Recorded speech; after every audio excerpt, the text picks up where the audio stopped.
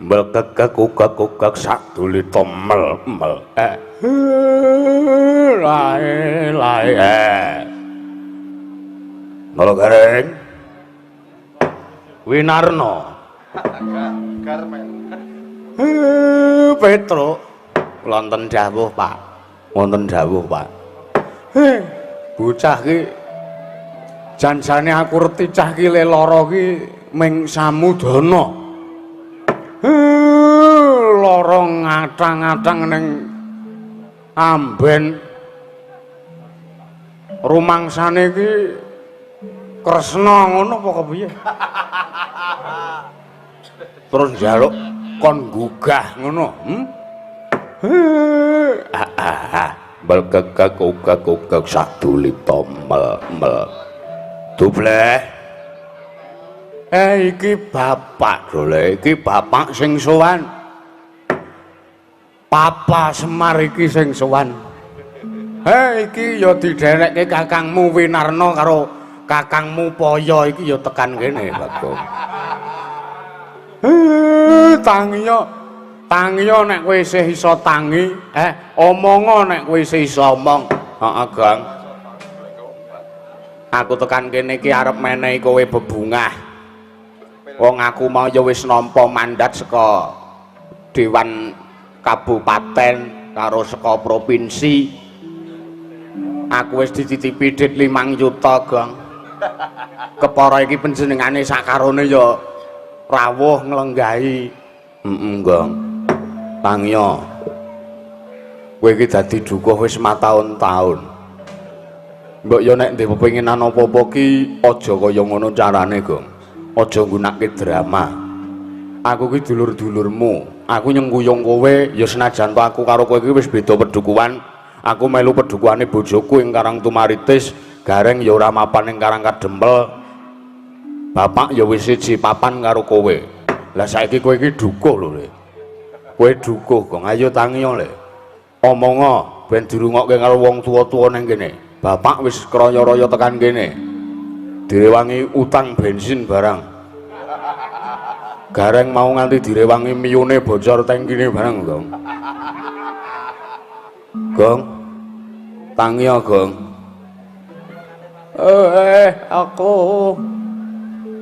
Aku gak di Yasin kae terus. Ora kesusu ngono kuwi to, Wong digegayuhan jare kowe digegayuhan. Aku wingi rasan-rasan karo kowe, jare karep bangun desa. Lah iki kasil apa ora kok malah duwe pangucap sing kaya ngono ki kepiye? Saiki omonga, kowe arep bangun desa. Gek muniya sing tok karepe apa? Nek pancen lemu bangun desa ki mbutuhke ragat, Gareng wis nampa ragat iki wis nampa dana saka pusat. Muniya. Nek sing arep tok bangun ki tata lair wujuding papan sing magrong-magrong. Kakang-kakangmu wis sago mbantu. Nek sing arep tok bangun ki batine para kawula bapakmu sing gelem temandang lho, Le. Matura. Iki dipidhangetke para her-her Hermina kata. Padha rawuh mrene ki arep nyekseni kowe jare arep mbangun desa, Bagong. Aja nyuwen-nyuweni, Bagong. Tansah marang pamoring sukma.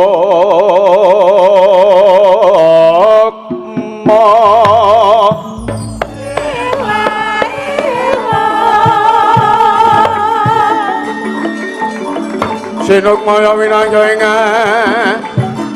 sepi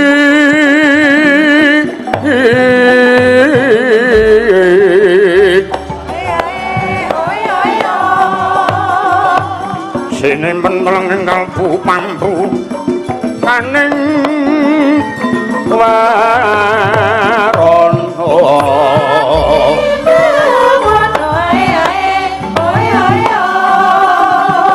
parlen saking liyap-layap luyup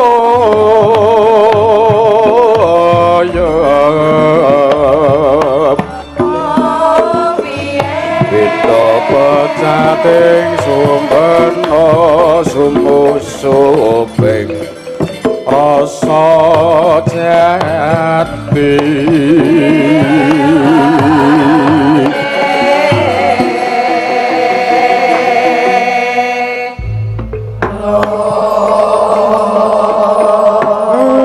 gini nek gelem tangi iki terus rupane apik. Heeh. Gini terus ketok wujud aslimu nek mbasan kowe tangi, Gong. Ya isih ajeng ndobleh ngono kuwi cangkemmu. Do tekan kene iki sing tak tenteni gula teh karo raga dhuwit. Mah do atos cangkeme ora.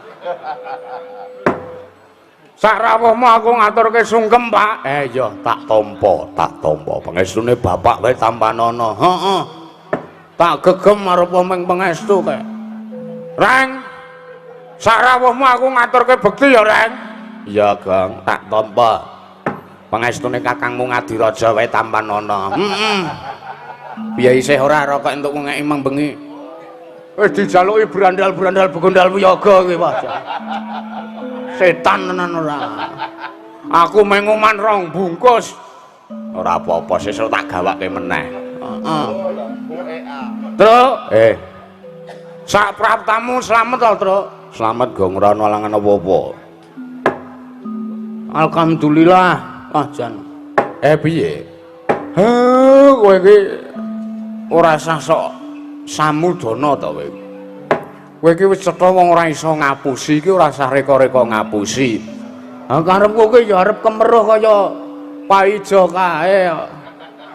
Paijo sapa? Sing bonang kae lho. Wah, Jan. Aku ki ya bola-bali ya wis apa anane kaya ngene iki. Rupaku kan biyen ya ngene iki. Cangkemku ya ndobleh ngene iki ya wis ora iso dipermak kepiye-kepiye. Ha iya, heeh. Lah sing kok karepke apa? Sing tak karepke iki ngono lho, Pak. Piye? Aku wis rasan-rasan karo Petra. Heeh. Saiki pang omahku ki ora ning kipas ta iki tek sumuk men ki. Kipas mung nganggur dekek ngarep gender.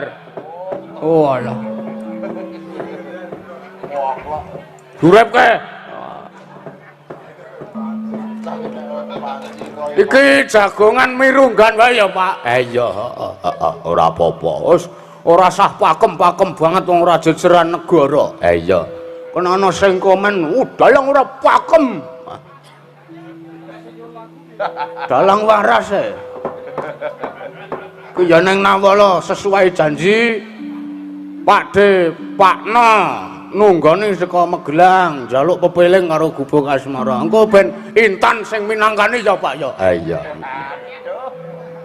Iki urung-urung kok wis kaya limbukan. Wis men. Ngene, Pak, baleni rembug. Piye?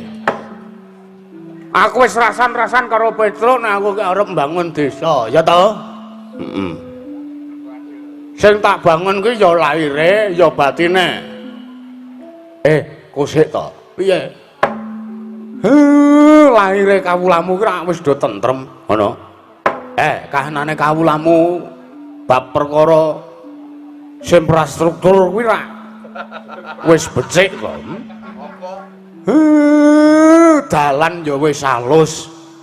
Bale ya wis magrong-magrong apik. Wis jembar. Kuwi dong arep tak gawake kelir 12 meter. Ning gandeng duku wae iki tak jaluki tambahan ora gelem. Tak gawake iki wis nyilih bronjong. Iya. Lah nggonamu dhewe nyang endi? Gawa nang Tuban nyusul Sri Gunting. Iya. Kok Sri Gunting to, Gong? Tembang Sri Gunting mesti ka Tuban. Lapo tresna lan Sabaya Pati. Kaya-kaya ngelingake. Iki siwin wis teka ta iki? Engko sing dirembuk ora kok kuwi ora. Heeh. Kawulamu wis ora kekurangan bab lair, bab sandang, bab pangan wis ora kekurangan. Heeh. Lah iki Sing kekurangan sing arep tak bangun ki apa? Sing arep tak bangun ki piye ya? Jane ya mung ngoyahi segara aku njlentrehke wong mau wis dijlentrehke karo pranata carane. Ha piye kuwi terusan? Ayo kowe omong men luwih cetha kok ya wong mau sing urung midhanget sing urung rawuh mrene iki ya ben pirsa ben ngerti karepmu kepiye ngono lho, Gong. Ya. Anu sing arep tak bangun ki morale kawulaku. Sing arep tak bangun ki batine kawulaku. Kowe ngerti to, Pak? Kawulaku ing Pedukuhan Pring Sicuan kene iki sing nganut agama ki ora mung perangane siji agama, ning akeh 6 agama ki nang kene eneng kabeh. Iya. Kuwi arep tak nyawijekke, kuwi arep tak dadekke siji. Ben ngerti nek aku sing dadi dukuhe nang kene Predi kuwi. Predi ki sapa lho? Ayo sing nanggap dapurmu kuwi. Ben ngerti nek aku sing dadi duka nang kene iki sak ora-orane nek sesuk aku ki wis pensiun kuwi ben ana tilase ben ana tinggalane. Terus ranane arep kepiye? Ya wis sing do maune urung nyawiji, sing do urung lair batin karo sak kiwa tengene arep tak rukunke, arep tak gathukke. Ning bingungku ngene, Pak. Arep menyatukan jiwa dan morale kawula mongko akeh banget wong 3 pedukuhan kuwi dadi siji. Iya. Kuwi kepiye carane aku kuwi isih cubluk ing kawruh. Ngono kang saka iku ora ya kejaba aku ngundangi bapak rawuh takon ngrene iki ora takon ngombe wedang, ora takon ningon. Ning tak jaluki go pertiklek. Kepiye to? Wong sampeyan ki ya dadi lurah wis suwe. Gareng ki mbiyen arep nyalon lurah ora dadi. Mergo jenenge ora ana M-e. Ah urung M kok ya. Bapak sing dadi lurah wis matahun-tahun. Maket biyen zaman Prabu Rama Wijaya bapak wis dadi lurah. Nganti wis ganti rakyat ping bola-bali. Mesti wae bapak ki pengalamane wis sugih lah, wis di luar kepala, di luar ndas. Mula aku taren karo bapak iki. Aku pengen krungu ngendikane bapak. Kepiye to janjane? Carane nyawijake morale kawula kuwi ben supaya dadi siji terus lehku mbangun desa, mbangun dusun. Iki nganti wangun, sing teges wangun ki ora kok wangun balene, ora kok wangun omahe ki ora, ning wangun guyub rukune, wangun kekadangane kawulaku ya warga masyarakat ing Pedukuhan Pring Sicuan ya masyarakat ing Banaran 6 7 karo 8 iki ngono. Ora usah keplok tangan. Sing keplok tangan wong siji guran nang mburi kowe.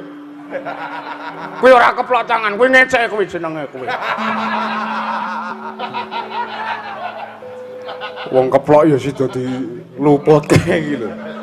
Keploke ngapresiasi kowe kuwi. Ah nek mung wong siji ki ora ngapresiasi, ngecek jenenge. Oh. Ora bener meneh. Ah terus piye? Wong tuamu ki isane ngigoke iki ya mung kowe kuwi iki kandhelana oleh muda prihatin. Wis ora kurang-kurang, Pak. Aku ndak malam semua aku munggah nyang Gunung Panggung tak omongi.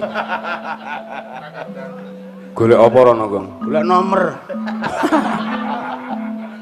Aku iki nggo kepentinganmu pribadi kaya ngono kuwi ora becik, kowe iki duka kok senani sing kaya ngono lho ora. Ora murungan nek cair, kuwi kaya tak domke tangga teparo ngono lho. Mbangane aku nyolong. Iya. Nyatane piye?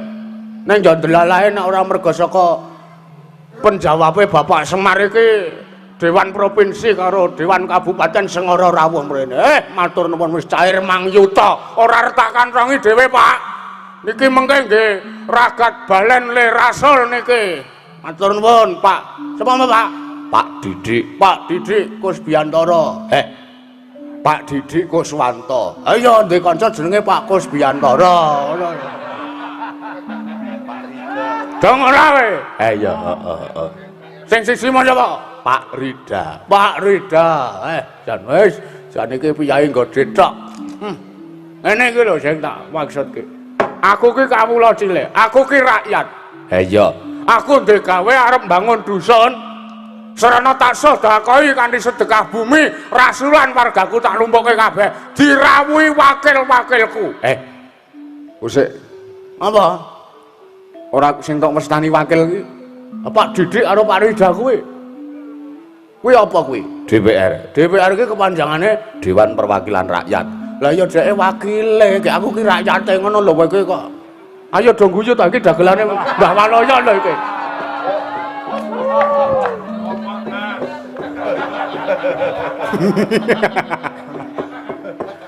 Aku guyu nganti dugap-dugap kok ora.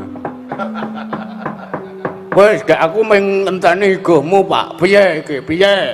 Le kelanjutane le arep carane mbangun morale kawula ki ben wangun disawang, ben wangun le sesrawungan, ben wangun le kekadangan.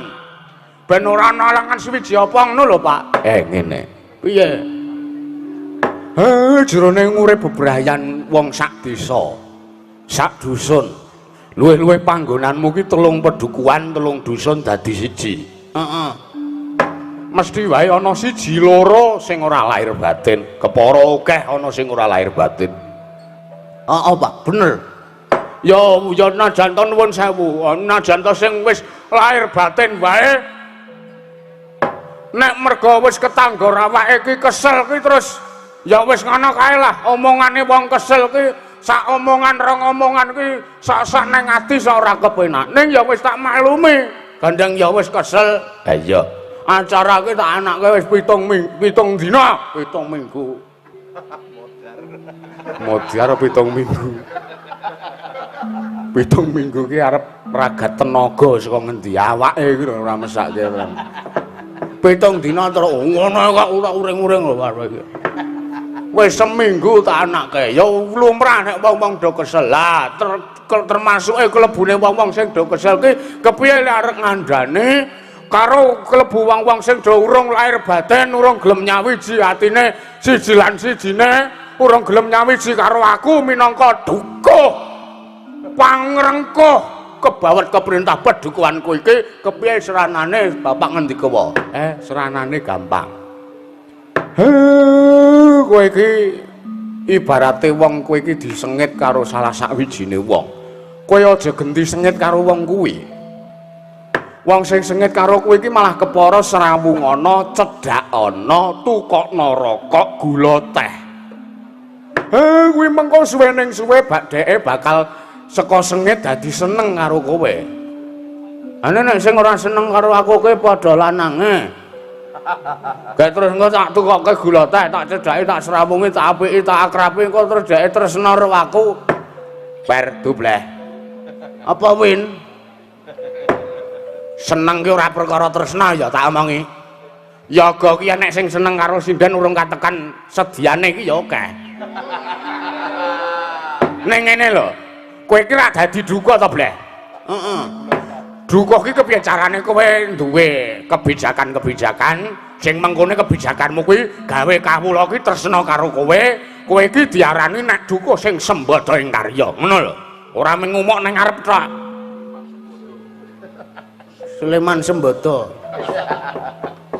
Wong ngopo kowe wong Sleman ora usah nggawa-nggawa. Ya bener ya ora ngaturmu, Ren. Ha iya, dadi seneng ki ora kudu kok tresna terus arep ngejak rabi ki ora. Ning seneng ki kepiye carane ndadekke wong sing sengit karo kowe iki dadi lahir batin karo awakmu ngono lho. Oh iya, kuwi wis tak terapke ning beberapa orang, Pak. Ya iya, aku ki arep duka ora ya seniman.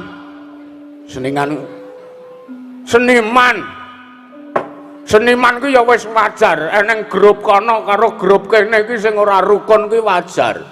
Ha sing ora seneng karo aku ki tak cedhaki, tak tukokke rokok. Nyusul wayangane tak pijeti awake.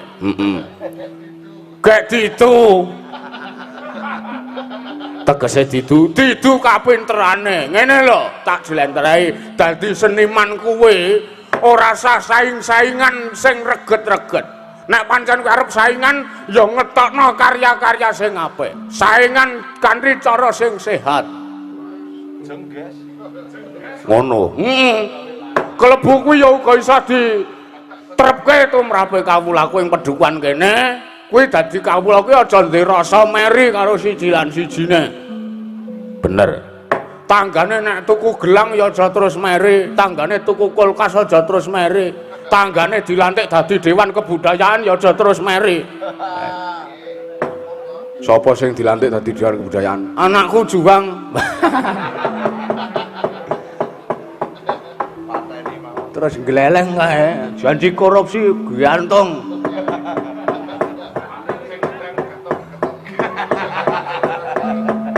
Dadi ngono ya, Pak. Iya. Piye carane lehmu arep ngrengkuh? Oh ya wis, ya wis. Ya nek ngono aku wis do. Terus iki mung kari golek dina sing mirunggan. Syarate kepiye? Mengko rak ya karo mlaku dipikir. Pokoke aku ki ngrumangsane aku isih bocah, Pak. Iya. Arupa kala mangsane aku ki sok gleleng karo sampean. Nek wayah aku ndek butuh karo kowe, aku ki kowe tak subya-subya, kowe tak puja-puja, Pak. Yen liwat aku kelingan kubu kae mbiyen tak goleren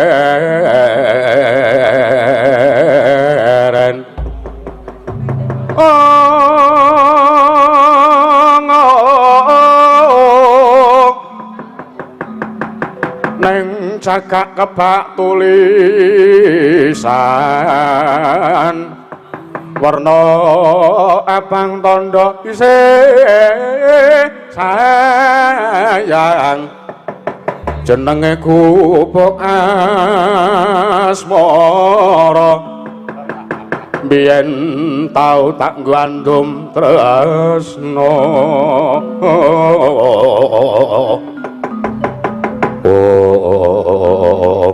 lah nek pancen wis ngono sing dadi antepmu sing dadi karepmu wong tuanane ming mangestoni doling heeh sik Pak piye kok aku krungu bel ngarep omah kae dipencet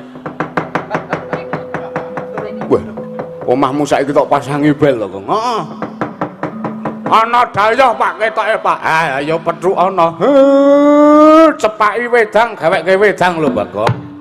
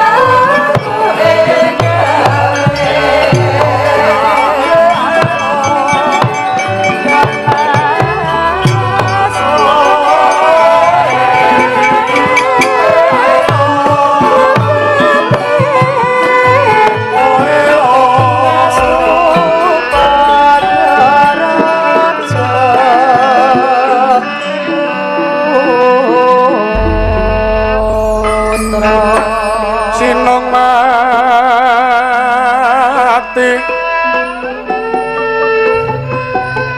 sinong mati jagat kinari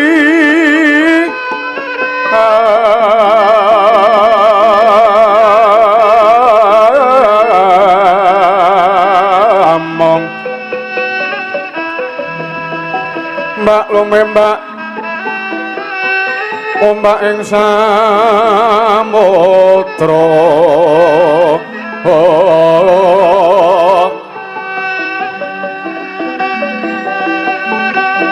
ae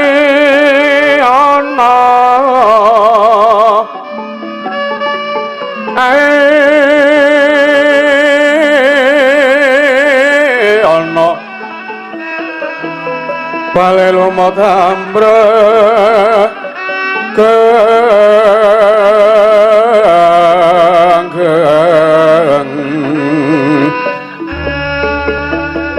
awito dencengan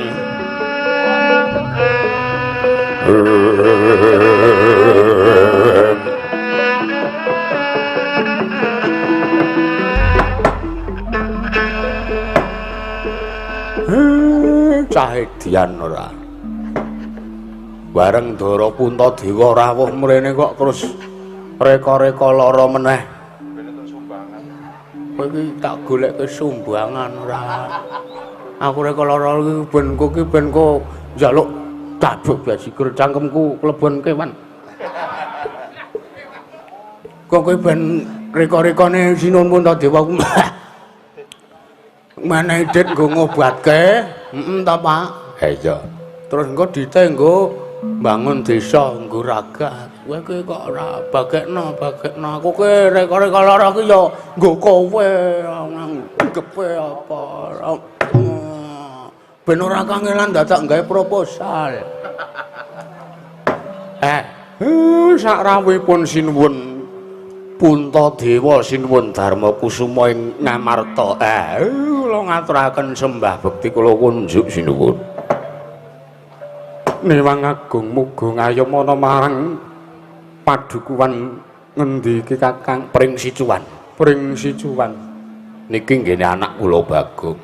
Iya Kakang Semar.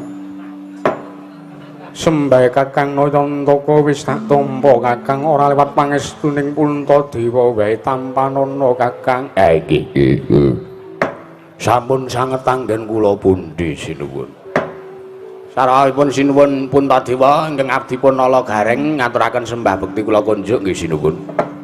Ya Nala Gareng tak tampa. Pangestuning sun wae tampanana Panakawan. Nggih, sampun sanget kula pundi. Sinuwun kula ngaturaken sembah bekti kula kunjuk Sinuwun. Ingkang dipun Petruk kantong bolong bekti kula katur. Ya Petruk tak tampa pangestuku wae tampanana Petruk sampun sanget kula pundi. Nyuwun pangapunten. Panjenengan rawuh mriki menika wonten wigatos napa Ndara? Upama mbutuhke karo Semar nggih mestine Semar sing timbali supaya sowan wonten negari Ngamarta. Lah ning sak menika kok malah panjenengan rawuh mriki piyambak. Pung. Omongno nek aku ki lara ki lho. Sadurunge matur kang luwih akeh Kakang. Luwih dhisik aku tak nyuwun pirsa kuwi atmajamu Bagong kena ngapa? Mboten niki ming kesel bar ngarit bar ngombor sapi. Terus anak kula Bagong niki turu. Iya. Omong ora mong lak pendem urip-uripan lho kowe. Puk cepuk. Niki anak kula Bagong sakit Ndara. Waduh Panakawan Bagong lara. Nggih.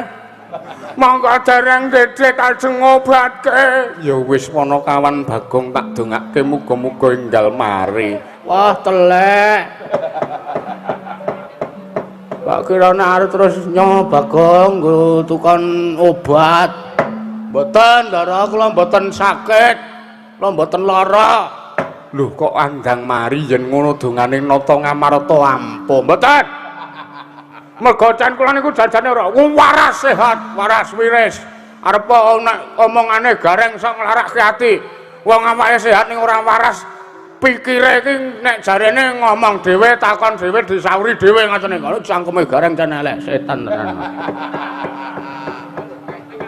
Lah ya aku ki yo aku ki ngandhake wong edan kae ora kok ngarani kowe iki ora ngono lho, Gong. Ah, telek. Bagong, wonten dawuh. Mundura nggonmu sowan. Lho, ha niki omah kula kok. Ayo sak karep kula arep lungguh teng pundi mawon. Ya wis ora apa-apa, Bagong. Nanging sowanku mrene iki mbutuhake kelawan Kakang Nayantaka.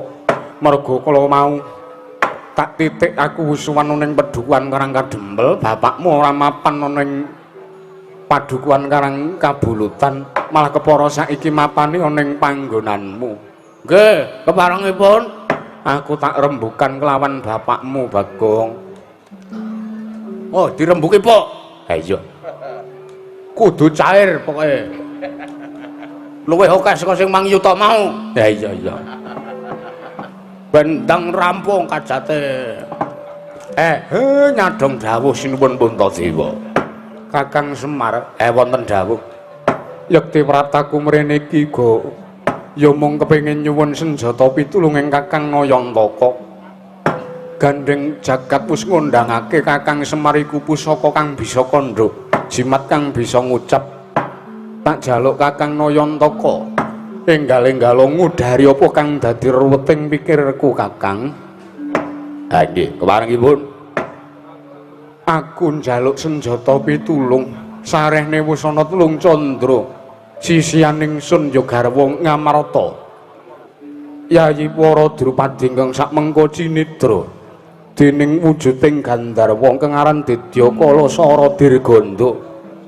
Kakang Semar aku njaluk pitulunganmu. Kira-kira ana ngendi saiki dununging Dedyakala Suradurganda ingkang sakmengko pareng nyidra marang garwa Ngamarta ya sisianing sun Kakang Nayantaka. Mareka den prayitna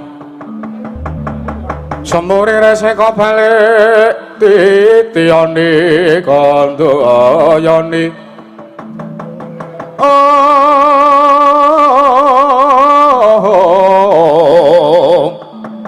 Trisunya Purnama sasi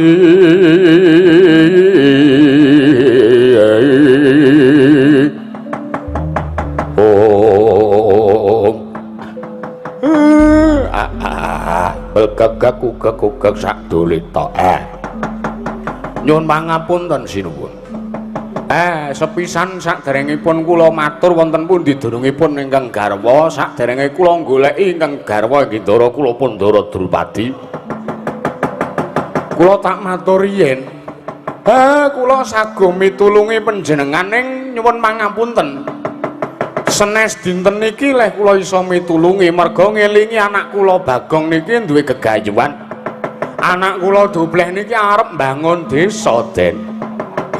Mula gelem ora gelem gandeng Bagong niku anak kula. Kula minangka jejere wong tuane Bagong. Nek nganti anak kula dhewe kok duwe gawe, malah kula ninggal, malah kula nglungani. Kaya ngapa? Kawula Pedukuhane Bagong mulih ngurak karo Semar. Wong Semar wau niku pun saguh mbantu kali anak kula Bagong. Lah kok malah saiki Semar nglencati sing dadi janjine, nglencati sing dadi tanggung jawabe Semar. Kula wedi dosa, wedi kena hukume ngalam, Ndara. Ngajeng Siti Gung, Siti Tanaya majeng datanpa susila.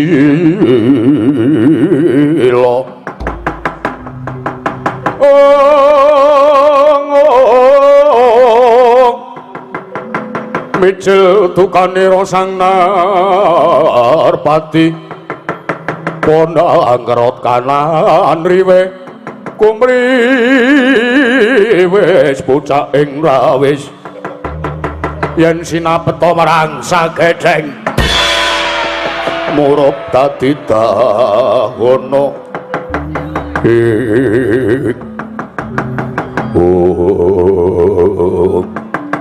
Ya jagat pangestung karo wayah Bathara jagat Kakang Semar. Lah kok dadi desta temen ing atase sira kuwi abdining Pandhawa. Sira kuwi abdi kinasihing para Pandhawa.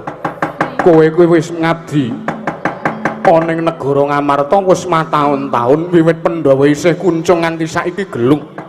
Bebasan wiwit Jambang nganti saiki Claprang. Kena ngapa Kakang Semar ora malah ngebotke marang apa kang dadi kebutuhaning Ratu Ngamarta. Kamangka Ratu Ngamarta ya aku iki ingkang tansah saben dinane paring panguripan ana ngersamu Kakang Semar. Walah. Destun timen. Mongko kowe wis nampa kondhanging jagat gelar saka ngersaning para dewa. Semar kuwi pamonging sejati. Nanging yen to kaya mangkene seranane apa mengko ora tetel apa sing dadi derajatmu Semar. Kakang Semar, anakmu kuwi mung derajating Panakawan, anakmu ki mung wong kere, wong loro sak udang telu sak urupan.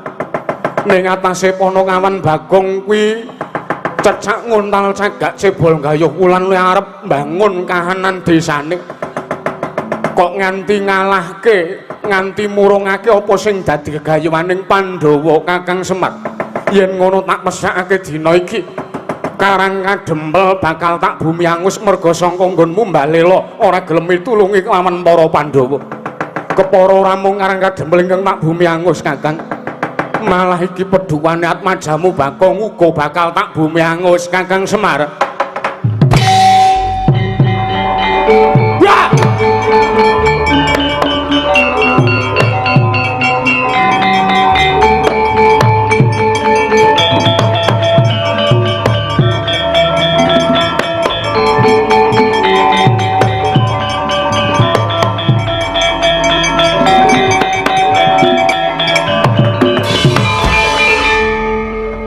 Trayale binatang nuwun pangapunten Ndara Puntadewa. Iki sing tak rasani maju. Ayo, sajak kowe ora arep nrimakake apa sing dadi ature Puntadewa Bagong. Ngapunten. Kula sampean rawuh mriki niku kok kula wis krasa ganjel, ha? Sampean rawuh mriki kok kula wis krasa ganjel.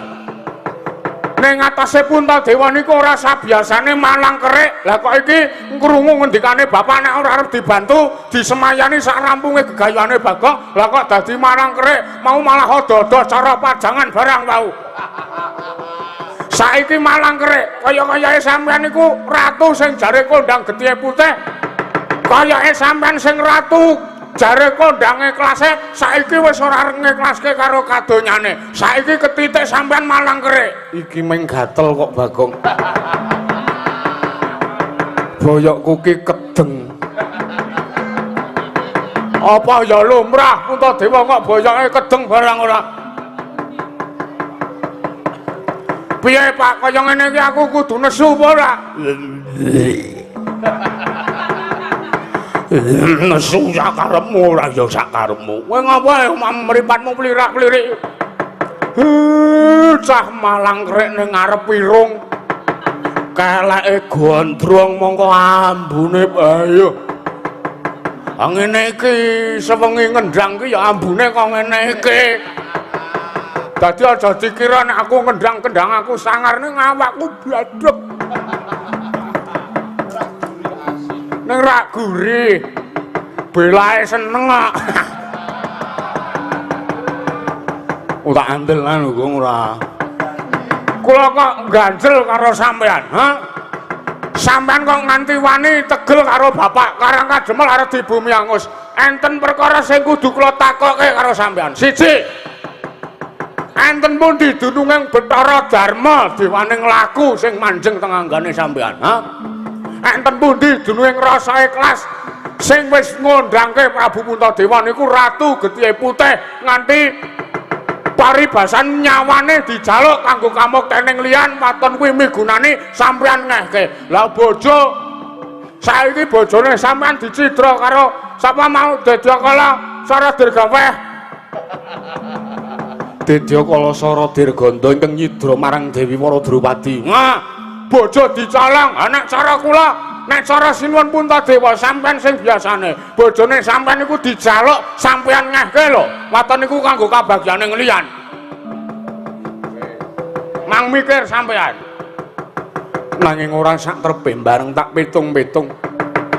Ya senajan to Puntadewa kuwi duweni wewantekan ikhlas lair lan batin kepara aku antuk gelar nalin drengkeng getihe putih. Bareng tak gelar tak gulung ora pantes ning atase aku iki guru lagi lah kok dadi ora ngayomi marang wong putri. Nah, gene ya iso ngutek, Mas. Ugong tandel tenan Ugong. Iki ratu sing bendinane ngopeni awake dhewe sing bendinane nguripi awake dhewe. Utek-uteke ngene nganti kowe dientuk hukum pati saka negara Ngamarta piye? Mati mbok wis. Dihukum karo Puntadewa mbok wis, aku ora gagas. Nuwun sewu. Saiki arep tak ilangi basaku karo sampean. Arep tak ilangi subositaku karo sampean. Ora nek Bagong kualat. Bagong iki tuwa sak kula bangane sampean iki tuwa Bagong. Kula niku urip ke jaman biyen nganti tekan sepriki niku. Nganti iso ndereke sak putu-putumu, putu-putu Pandhawa niku Bagong Semar Gareng Petrus ndereke.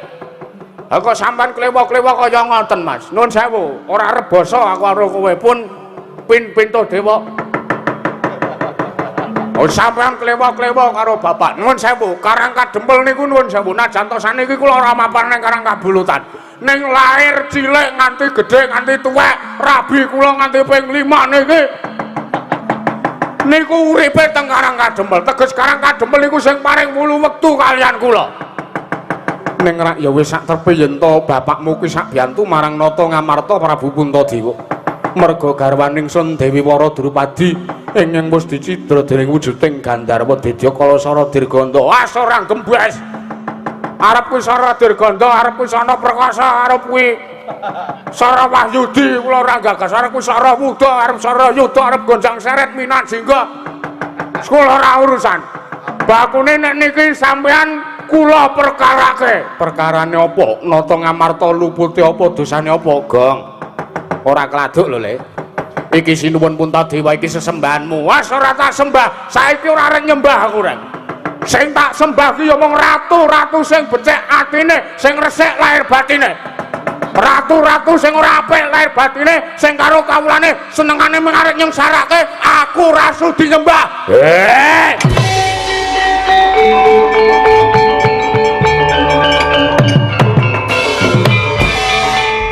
Sabar ora. Mudhar bojone Bagong nesu iki pisan. So meneng ora. Ora ngerti mau ambeyanku lagi kuat. Weh rono wae ta. Rono wae ta. Dek Mayang.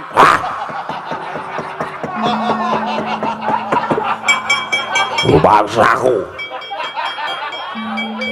Ngger ketekan Jaya ora ana daya sing becaci. Kon ngalih ora dayae. Iya, Dik, maaf. Pitikmu sing jago kae. Urung pakane ket mau sore. Ben mutar iki, mutar. Radharana lho, Pak, Radharana, Pak. Karo bojone kok wedi ora. Sampe aja ngono. Aku salah. Kersa kesah mboten, kersa pindah mboten. Jagongan ora nembe. Omah niku omah sing pun kula bangun kalih Mas Dubleh. Niki niku papan sing kebak katentreman, kebak karukunan, ora nggo patu dengkele atos setan ora. Sampeyan ratu kudu nglungguhi bawa laksana, bojo ilang rabi neh. Wong iki alate iki ya isih bakuk. Baik. Rusaki rumah tangga kula. Edian bojoku angger kocap nesu ki ya ngono kae Pak saben dina aku.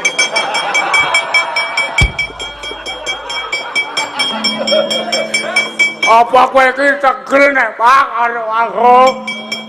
Ndek bojo galake ra kira-kira. Sabar, Gong, sabar. Sabar piye? Aku ki aja njaga trah reng. Wis tak ijolke bumbuan bojoku kae yakin wis. Ora njaga tanggung jawab wis tak ijolke bumbuan tenan cah kae. Ngrasani apa? Ora. Ngrasani Dik Mayang cantik.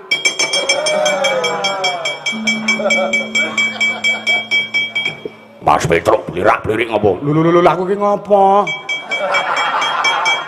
Awi meneng bae kok sida salah ngono ora. Nyuwun ngapunten, Mas. Nyuwun ngapunten. Ketoke Mas Gareng sing blirak-blirik. Iki kira ya. Matane kira dikira mliriki ra. Diteni nek. Pisan meneh napa diayoh celandakan. Iya. Ngono kok langsung ngekrek ora senteng mestakamu. Iya, Dik, iya wis kono-kono anake dikeloni kono. Ku gek genting ngeloni pake. Jan wis bubrake slangkra. Untung bojoku nesu nek ora ana ora wis muntap murkaku Sinuwun Puntadewa tak mut mestakane.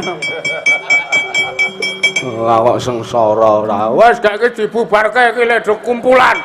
Nek ngono aku tak niliki kaya ngapa kanane omahmu saiki Bagong. Heeh, Pak. Yo. Intinge pelok. Oh iya.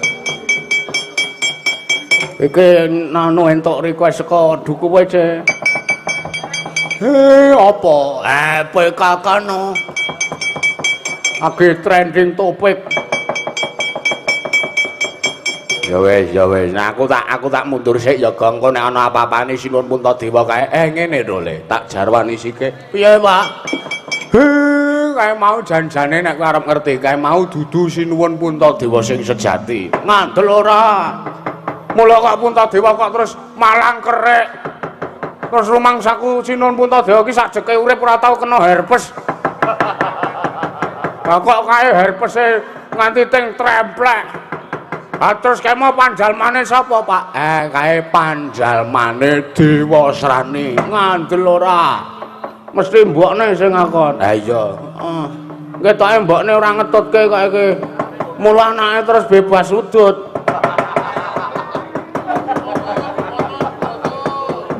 Ora gawe perkara lho, Gong. Ora gawe perkara lho kowe ora.